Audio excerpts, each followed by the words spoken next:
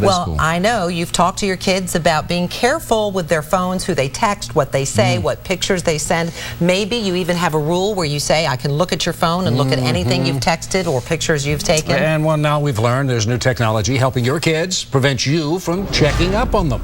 Here's our consumer reporter, Kristen Miranda, to show us how they're doing that. Yeah, unfortunately for parents, there are some new apps on the market now. Many are free, some don't cost much at all, and they are helping your kids hide their text messages or the phone numbers that they call from a prying parent's eyes.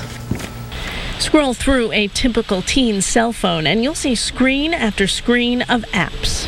It was a huge part of his life, absolutely. John Verrill has a college-age son very attached to his smartphone. I remember when he first got his phone, we, as I think as parents, were somewhat resistors of the technology, and we waited. Most parents can relate to that, and if you need another thing to make you nervous, cyber expert Teresa Payton has new information that further proves some in the tech world are not on a parent's side. And so it's ridiculous that now they have to worry about apps that some of them don't even look like it has anything to do with texting or phone calls, and these apps are hiding the text messages and hiding the phone calls. They have names that give no indication of their intention. A parent would have no idea one purpose of an app like this is to keep parents out of their child's business. They're called decoy apps. And this gets back to why you have to talk to your kids. And you've got to place some limits. You know, another thing is don't let that phone go into your kid's bedroom after hours. There's no reason for that phone to be in there. That's going to be a great way to sort of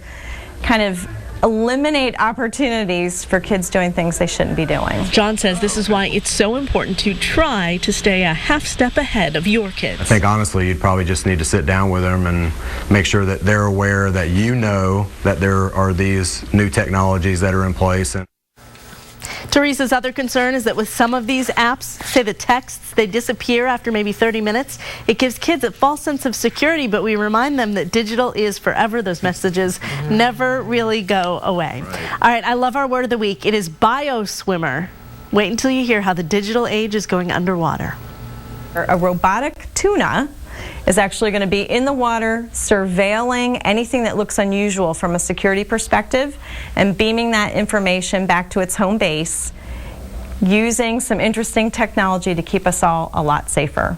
Yes, she said a robotic tuna. Really? Yeah, to make it look like fish. You can't even really tell, and it's checking things out underwater. Wow, and then sending the info back.